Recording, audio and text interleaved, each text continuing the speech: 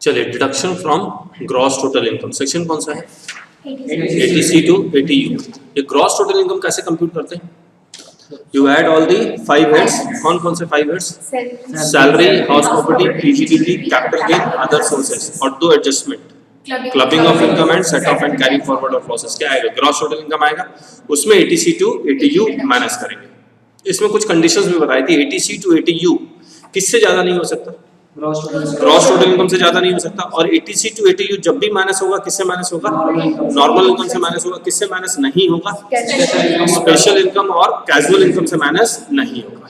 ठीक है, पहला सेक्शन कौन सा है? 80C। 80C में क्या लिखा हुआ है कि गवर्नमेंट बता रही है कि किसी खास जगह में अगर आप सेविंग करेंगे या किसी खास जगह खर्चा करेंगे तो 80C का रिडक्शन मिलेगा। तो specified saving and specified expenditure. ठीक है, ये 80C का डिडक्शन किसको मिलेगा? सभी एसएससी को या इंडिविजुअल एचईएफ को? सिर्फ इंडिविजुअल एचईएफ को। रेजिडेंट या नॉन रेजिडेंट? कोई भी हो, रेजिडेंट या नॉन रेजिडेंट। रीजनिंग क्या बताई थी रेजिडेंट नॉन रेजिडेंट को? कि पैसा के कारण अगर डिडक्शन मिल रहा है, पैसा खर्चे के कारण या पैसे की सेविंग के कारण डिडक्शन मिल रहा है तो रेजिडेंट या नॉन रेजिडेंट। अगर इमोशन के कारण मिल रहा है तो जैसे किसी को कैंसर हो गया, डिडक्शन दे दो, तो वो सिर्फ रेजिडेंट को ही मिलेगा। करेक्ट है। डिसेबल्ड है, इमोशंस है, तो सिर्फ रेजिडेंट को मिलेगा। तो इंडिविजुअल एचईएफ रेजिडेंट या नॉन रेजिडेंट, इंडियन सिटीजन हो या फॉरेन सिटीजन, कोई फर्क नहीं पड़ता। अब वो स्पेसिफाइड सेविंग कौन कौन सी है? 1 से लेकर हमने यहाँ 10 लिखे हुए, 11 लिखे हुए इनफैक्ट। आइए देखते हैं। पहला, लाइफ इंश्योरेंस प्रीमियम। वो लाइफ इंश्योरेंस प्रीमियम किसका करवाएगा? अपना स्पाउस का या चाइल्ड का। चाइल्ड डिपेंडेंट या नॉट डिपेंडेंट, कोई भी हो, तो सेल्फ, स्पाउस एंड चाइल्ड। और लाइफ इंश्योरेंस प्रीमियम कितना देगा? 10%, maximum 10% of the assured amount. Assured amount का मतलब क्या बताया था? यानी कि मरने के बाद जितना अमाउंट आप चाहते हैं, मान लो आप 50 लाख चाहते हैं तो 50 लाख एश्योर्ड अमाउंट है। यानी कि इंश्योरेंस कंपनी प्रॉमिस करेगी कि मरने के बाद उसके नॉमिनी को कितना देंगे? 50 लाख। 50 लाख का 10% कितना हुआ? 5 लाख। तो 5 लाख रुपया इज द मैक्सिमम। और 80C का अपना खुद का लिमिट है 1.5 लाख का। ठीक है, तो अब लेकिन अगर आपने 10% से ज्यादा प्रीमियम दे दिया है तो मैच्योरिटी अमाउंट क्या हो जाएगा? टैक्सेबल हो जाएगा under the head other sources. आपको मैच्योरिटी अमाउंट का एग्जम्पशन तभी मिलेगा if premium for all years do not exceed 10% of the assured amount। तो premium for all years do not exceed 10% of the assured amount। या फिर अगर death में है, प्रीमियम एक्सीड कर रहा है 10% लेकिन डेथ के बाद मिल रहा है तो एक्सेप्ट है। अगर ऐसा नहीं है तो otherwise taxable under the head other sources. मैंने इस सब की रीजनिंग बताई थी क्यों किया था। मुंबई वाला की कहानी सुनाई थी मैंने आपको। दूसरा, यूनिट लिंक इंश्योरेंस प्लान। तीसरा, फिक्स डिपॉजिट फॉर 5 इयर्स। चौथा, इक्विटी लिंक्ड सेविंग स्कीम। पांचवा, नेशनल सेविंग सर्टिफिकेट। और हमने बताया था सबसे अच्छा इन्वेस्टमेंट क्या है? NSC, national saving certificate. फिर 6th, इंफ्रास्ट्रक्चर शेयर्स या bonds. 7th, pension funds of mutual funds. 8th, all provident fund except unrecognised provident fund. और कौन कौन से? Statutory provident fund, recognised provident fund, public provident fund and approved superannuation fund. 9th, tuition fees in India maximum 2 child. और कौन tuition fees किसको देंगे? Schools, university और college. तो प्राइवेट कोचिंग सेंटर ये सबको आप ट्यूशन फी देंगे तो उसका रिडक्शन नहीं मिलेगा। फिर 10th, investment in Sukanya Samriddhi scheme. 11th, repayment of housing loan. ठीक है, combined maximum deduction under section 80C plus 80CCC plus 80CCD। और 80CCD क्या है? न्यू पेंशन स्कीम का कंट्रीब्यूशन है जिसमें एम्प्लॉयर और एम्प्लॉय दोनों कंट्रीब्यूट कर रहा है। तो हम लोग एम्प्लॉयर पे लिमिट नहीं लगा रहे, सिर्फ एम्प्लॉय के कंट्रीब्यूशन पे लिमिट लगा रहे हैं। मैक्सिमम कितना? 1,50,000। ठीक, अदर पॉइंट्स हमने बताया था। अगर आप लोन लेके भी आप कंट्रीब्यूशन करेंगे तो 80C में रिडक्शन मिलेगा। एग्जेम्प्टेड इनकम से भी आप कंट्रीब्यूशन करेंगे 80C में तो रिडक्शन मिलेगा। तो पेमेंट आउट ऑफ लोन और exempted income deduction is allowed. फिर deduction is allowed in the financial year of payment. ठीक है, हमने एक सैलरी याद है, हमने बताया था आपको सैलरी में life insurance premium paid by employer on behalf of employ. तो एम्प्लॉयर अगर एम्प्लॉय के बिहाफ पे लाइफ इंश्योरेंस प्रीमियम दे रहा है तो सैलरी में ऐड होगा ड्यू बेसिस पे और 80C में माइनस होगा पेड बेसिस पे जिस ईयर में पेमेंट करेगा। ठीक है, अब आते हैं 80CCC। 80CCC का टाइटल क्या था? Pension fund.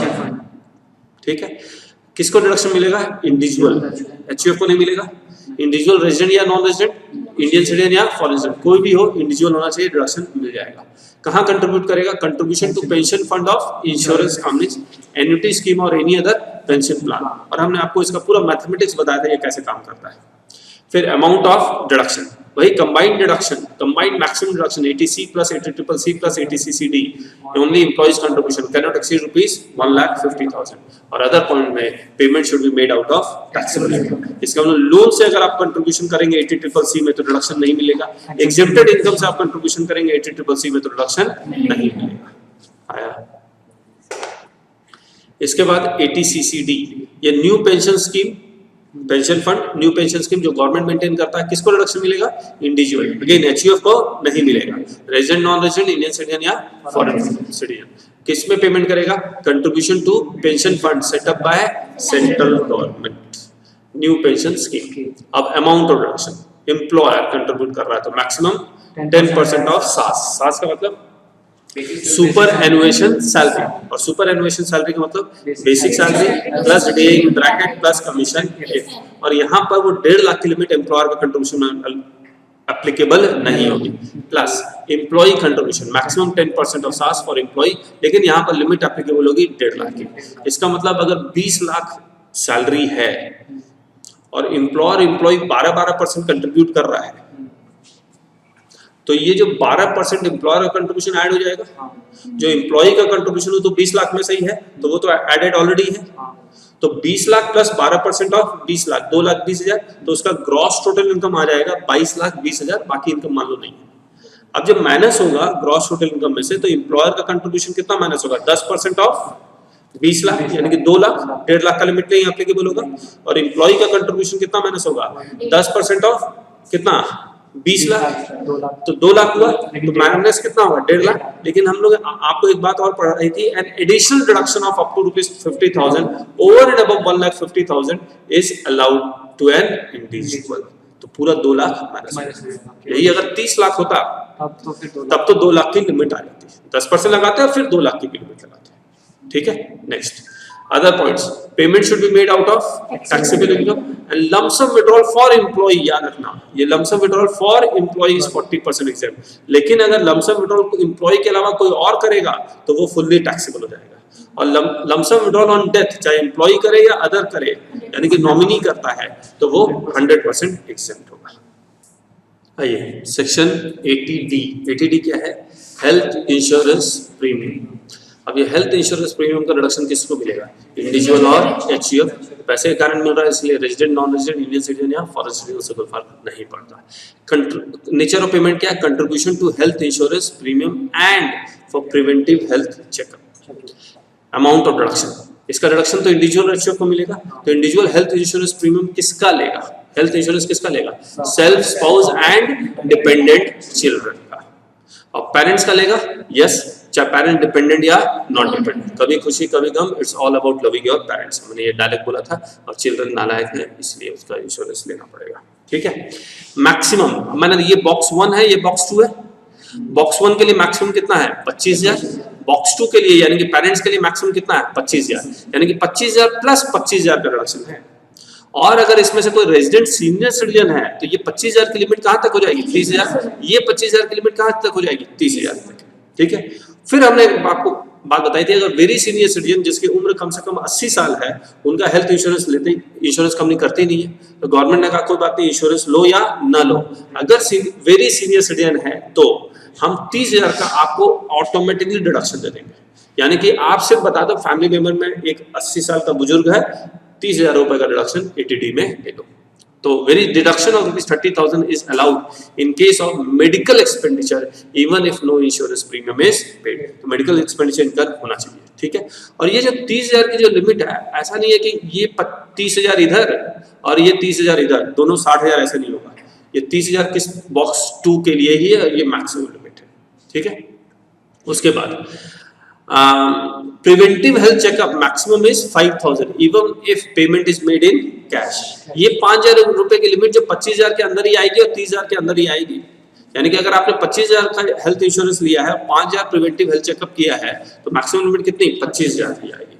ठीक है, और बॉक्स 2 के लिए भी preventive health checkup maximum 5,000 even if payment is made in cash. अगर मैं बॉक्स 1 और बॉक्स 2 दोनों को मिला दूं तो मैक्सिमम रिडक्शन कितना हो जाएगा? 25 प्लस 25 50। अगर बॉक्स 2 में सीनियर सिटीजन है तो 25 प्लस 30, 55, दोनों में सीनियर सिटीजन 30 + 30 60 हो जाएगा। ठीक है, चलिए अब contribution in CGHS central government health scheme deduction is allowed. Overall deduction can not exceed 25, 30, 50, 55 और 60 एज द केस में भी। मैंने आपको बता दिया ये लिमिट कैसे आ रही है। Payment should be made out of taxable income. आपको याद होगा मैंने इसमें सैलरी में भी बताया था, यहां भी बताया था, अगर मेडिकल इंश्योरेंस प्रीमियम यानी कि health insurance premium employer they रहा है ऑन बिहाफ ऑफ एम्प्लॉय, तो क्या सैलरी के हेड में एग्जेम्प्ट है या टैक्सेबल है? एग्जेम्प्ट है। क्या 80D का डिडक्शन मिलेगा? नहीं मिलेगा। क्यों? The payment is made out of exempted income, और यहां लिखा हुआ क्या है? Payment should be made out of taxable income. ठीक है, फिर payment of premium in cash deduction is not allowed. तो 80D पहला है जो कैश में प्रीमियम पेमेंट करने से डिडक्शन अलाउ नहीं करता। दूसरा 80G है। तीसरा पॉलिटिकल पार्टी का डोनेशन है, अभी करेंगे आपके साथ 80DD। चलिए सेक्शन 80DD क्या है? Disabled dependent. D for disabled dependent. ठीक है, SSC कौन? इंडिविजुअल या HUF, रेजिडेंट या नॉन रेजिडेंट? खाली रेजिडेंट, क्योंकि इमोशनल है। इंडियन सिटीजन या फॉरेन सिटीजन, उससे कोई फर्क नहीं पड़ता। नेचर ऑफ एक्सपेंसेस क्या लिखा हुआ है? Maintenance plus normal medical treatment of dependent person with disability. और ये नॉर्मल मेडिकल ट्रीटमेंट इसलिए बोल रहा हूँ, बुखार खांसी ये सब की दवाई की बात कर रहा है। अगर स्पेसिफाइड डिजीज हो जाएगा तो 80DD B लग जाएगा। कौन सा लग जाएगा? 80DD B, जो नेक्स्ट है medical treatment of specified disease. तो मैं medical treatment of specified disease नहीं है, ये normal medical treatment of dependent person with disability. अब यहाँ पर कौन होगा वो disabled person? Spouse and children और brother sisters and parents, box 1 और box 2। wholly or mainly dependent on such individual for his support and maintenance and is not dependent on any other person for his support and maintenance. 365 days 24 hours वो जिस individual के ऊपर dependent होगा उसी को deduction मिलेगा। Normal disability at least 40% है तो वो नॉर्मल डिसेबिलिटी कहलाएगा। कितना फिक्स डिडक्शन मिलेगा? 75,000। अगर डिसेबिलिटी एटलीस्ट 80% हो गया तो वो सीवियर डिसेबिलिटी कहलाएगा और डिडक्शन कितना मिलेगा? 1,25,000 का। ठीक है, अगर 40% से कम की डिसेबिलिटी है, डिसेबिलिटी तो है लेकिन 40% से कम किया तो उसको डिडक्शन नहीं मिलेगा, कम से कम 40%। ये certificate of disability government doctor से फर्निश होना चाहिए और double benefit of 80DD and 80U is not available. आया? चलिए, तो certificate of disability by medical authority is furnished and double benefit of 80DD and 80U is not available. 80U मतलब वो खुद ही अगर डिसेबल्ड है और उसका कोई डिपेंडेंट भी डिसेबल्ड है तो कोई एक ही डिडक्शन क्लेम कर पाएगा डिसेबिलिटी का। ठीक है, next section 80DD B medical treatment of specified disease. किसको डिडक्शन मिलेगा? इंडिविजुअल और HUF, रेजिडेंट या नॉन रेजिडेंट? सिर्फ रेजिडेंट को, इंडियन सिटीजन हो या फॉरेन सिटीजन हो। Nature of expenses medical treatment of specified disease. Specified disease कौन से होते हैं? मैंने बताया था जिसको होने के बाद ऊपर जाने का रास्ता लगभग कंफर्म है। यहाँ पर लिखा हुआ cancer, AIDS, neurological diseases etcetera. ठीक है, बॉक्स 1 बॉक्स 2 सेम है। Self, spouse and children, brother sisters and parents, wholly or mainly dependent on such individual for his support and maintenance and is not dependent on any other person for his support and maintenance। जितना खर्चा करेगा यानी कि actual expenditure limit 40,000 whichever is lower। लेकिन अगर resident senior citizen है तो वो लिमिट 40,000 की जगह 60,000 आ जाएगी। रेजिडेंट सुपर सीनियर सिटीजन है तो 40,000 लिमिट की जगह 80,000 आ जाएगा, whichever is lower। ठीक है, आपने अगर मेडिकल इंश्योरेंस भी करवाया हुआ है तो लोअर निकालने के बाद मेडिकल इंश्योरेंस माइनस करने के बाद जो अमाउंट आएगा उसका डिडक्शन मिल जाएगा। ठीक है, चलिए 80U डिसेबिलिटी, वो खुद ही डिसेबल्ड है तो किसको मिलेगा डिडक्शन? इंडिविजुअल को, रेजिडेंट को, इंडियन सिटीजन या foreign citizen. SSC himself is disabled। Normal disability वही fix 75,000, severe disability fix 1,25,000, double benefit of 80DD and 80U is not available। 80E interest on higher education. Higher education का मतलब मैंने क्या बताया था? Higher education means any education after +2 और ये +2 after +2 का ये जो एजुकेशन है वो इंडिया में या इंडिया के बाहर, कहीं भी हो, कहीं पे कुछ लिखा हुआ नहीं है। इसका डिडक्शन किसको मिलेगा? इंडिविजुअल को, रेजिडेंट हो या नॉन रेजिडेंट, इंडियन सिटीजन हो या foreign citizen. Any amount of interest is allowed as deduction for a maximum of 8 years। लेकिन रीपेमेंट ऑफ लोन का डिडक्शन नहीं मिलेगा। लोन आप लेंगे किससे? फाइनेंशियल इंस्टीट्यूशन या बैंक से, लिखा हुआ नहीं, लिख लेना। लोन आप किससे लेंगे? फाइनेंशियल इंस्टीट्यूशन या बैंक से, और किसी से लोन लोगे तो आपको डिडक्शन नहीं मिलेगा। लोन लोगे किसके लिए? तो loan is taken by individual for himself, spouse और ए चाइल्ड। ठीक है, देखिए यहाँ पर 80DDB में डिडक्शन जो क्लेम कर रहा है वो रेजिडेंट होना चाहिए। जिसके लिए वो क्लेम कर रहा है वो रेजिडेंट नॉन रेजिडेंट दोनों हो सकता है। अगर रेजिडेंट सीनियर सिटीजन है तो 60,000 की लिमिट है, रेजिडेंट सुपर सीनियर सिटीजन है तो 80,000 की लिमिट है, अगर नॉन रेजिडेंट सीनियर सिटीजन या non resident super senior citizen है तो लिमिट 40,000 की हो जाएगी। ठीक है, मिलेगा डिडक्शन जरूर, क्योंकि जो डिडक्शन क्लेम कर रहा है उसको रेजिडेंट होना चाहिए। लेकिन जो डिडक्शन क्लेम कर रहा है वो अगर नॉन रेजिडेंट है तो ये 80DDB का डिडक्शन मिलेगा ही नहीं। चलिए 80G डोनेशन, किसको डिडक्शन मिलेगा? ऑल एसोसिएट, चाहे resident, non resident, individual, HU, economic firm, UP, BY, local authority या एसजीपी, कोई भी हो डिडक्शन मिल जाएगा। टाइटल क्या है? डोनेशंस। अब अमाउंट ऑफ डिडक्शन कितना मिलेगा? मैंने फंड को आप डोनेशन कहाँ देंगे? To specified fund. फंड को हमने दो पार्ट में डिवाइड कर दिया, पार्ट ए और part B. Part A government fund, part B private fund. Part A में लिखा हुआ है कि any amount donated is eligible for deduction.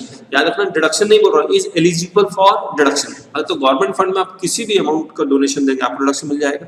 मान लो आपका ग्रॉस टोटल इनकम 10 लाख है, आप 10 लाख का डोनेशन दे दो तो 10 लाख इज एलिजिबल डोनेशन, उसी का 100% या 50% होगा। और अगर आप पार्ट बी प्राइवेट फंड में डोनेशन दे रहे हैं तो only 10% of adjusted gross total income is eligible for deduction. इसका मतलब ये हुआ, अगर आपका एडजस्टेड ग्रॉस टोटल इनकम या ग्रॉस टोटल इनकम 10 लाख है, 10 लाख का कितना? 10%, 1 ही lakh is eligible for deduction. यानी कि 1 लाख का या तो 100% मिलेगा या 50%। मैंने इसकी रीजनिंग सारी दी थी, ऐसा क्यों कर रहे हैं वो समझ में आ गया। लेकिन अगर ये ग्रॉस टोटल इनकम 10 लाख है और गवर्नमेंट फंड में डोनेशन दे रहे हैं तो पूरा का पूरा 10 लाख एलिजिबल हो जाएगा, मैक्सिमम उतना हो जाएगा। ठीक है, एडजस्टेड ग्रॉस टोटल इनकम क्या होता है? पहले ग्रॉस टोटल इनकम निकाल लो, इसमें स्पेशल इनकम माइनस कर दो। स्पेशल इनकम दो है, लॉन्ग टर्म कैपिटल गेन और short term capital gain, aesthetic paid. इसमें कैजुअल इनकम माइनस नहीं होगा। Minus all deductions under section 80C to 80U except 80GC। ठीक है, तो एडजस्टेड जीटीआई का 10% निकाल लो और जितना एक्चुअल में अमाउंट डोनेटेड है, मान लो 10% ऑफ एडजस्टेड जीटीआई 1 लाख आता है, आपने एक्चुअली अमाउंट डोनेट किया है 1,20,000, तो एलिजिबल कितना हुआ? 1 लाख हुआ। लेकिन अगर आपने एक्चुअली डोनेट किया 80,000 तो एलिजिबल कितना हुआ? 80,000। ठीक है, अगर आप कैश में डोनेशन देते हैं अप टू ₹10,000 पर डोनेशन तब तो कोई दिक्कत नहीं है, अलाउड है। लेकिन अगर एक्सेस ऑफ 10,000 देते हैं, 1 रुपया भी ज्यादा देते हैं 10,000 से, तो आपका whole amount is disallowed. Part A fund में नेशनल डिफेंस फंड 100%, जिला साक्षरता समिति 100%। इसमें मैंने एक बात बताई थी, जहां भी वर्ड नेशनल यूज है वहां वर्ड कितना मिलेगा? 100%, यानी कि जो नेशनल इंपोर्टेंस के फंड होंगे। PM national relief fund 100%, national eminent university और educational institution 100%, national children fund 100%, Jawaharlal Nehru memorial fund 50%, PM drought relief fund 50%, PM national relief fund 100%, drought relief fund क्योंकि नेशनल वर्ड यूज नहीं है 50%, Indira Gandhi memorial trust 50%, Rajiv Gandhi foundation 50%। अब part B fund में donation to government approved local authority institution to be utilised for promotion of family planning 100%, for other charitable purpose other than promoting family planning 50%। फिर donation to any notified temple, mosque, gurudwara, church और other place for renovation और repair. ये word important है, renovation और repair. तो newly construction temple, mosque, gurudwara का deduction नहीं मिलेगा, फॉर रिनोवेशन और रिपेयर का 50%। Donation made by company to Indian Olympic Association 100%। Part A में 3 फंड और ऐड किए गए थे, national fund for control of drug abuse 100%, Swachh Bharat कोष जो स्वच्छ भारत से लग रहा है 100%, clean Ganga fund deduction allowed only to domestic donors 100%। Ganga clean फिर भी नहीं हो रही है। चलिए सेक्शन 80GG रेंट। तो अगर सेल्फ एम्प्लॉयड पर्सन है और रेंट दे रहा है, और अगर सैलरीड एम्प्लॉय है, एम्प्लॉयर को रेंट दे रहा है, एसएससी कौन? Individual resident, non resident, Indian citizen या foreign citizen. Condition deduction for rent paid. Rent is paid to third person और to the employer, is not in receipt of HRA. Rent is not paid to HUF spouse or his minor child. और मैंने HRA में बताया था अगर आप अपनी बीवी को भी किराया देते हैं तो आपको HRA का एग्जेम्पशन मिलेगा, लेकिन ATGG का रिडक्शन नहीं मिलेगा. मैक्सिमम 5,000 पर मंथ, ये पहले 2,000 हुआ करता था. Formula 1 25% of adjusted gross total income, और ये formula 2 rent paid minus 10% of adjusted gross total income. और यहाँ पर एडजस्टेड ग्रॉस टोटल इनकम क्या है लिख लेना. Adjusted gross total income equal to gross total income minus special income minus all deduction under section 80C to 80U except 80GG. 80GGA donation for scientific research. Deduction किसको मिलेगा? All SSC not having business income, donation for scientific research oblique rural development, approved research association for research, PSU local authority for eligible project or scheme, institution for rural development programme, national urban poverty eradication fund या national fund for rural development. अगर cash donation up to ₹10,000 है तो allowed है, access of 10,000 not allowed है, जैसे 80G में था. और इसका करस्पॉन्डिंग सेक्शन हमने PGBB में भी किया था, सेक्शन 35, 35AC और 35CCA. Section 35 expenditure for scientific research था, यहाँ पर 125 गुना 175 टाइम्स या 2 टाइम्स का भी डिडक्शन होता है, लेकिन यहाँ पर 100% ही डिडक्शन मिलेगा जितना डोनेशन दोगे. नेक्स्ट पॉलिटिकल पार्टी का 80GGB और 80GGC applicable to Indian company, not applicable to others. Contribution political party और electoral trust 100% of contribution. Cash donation any amount is not allowed दोनों केस में.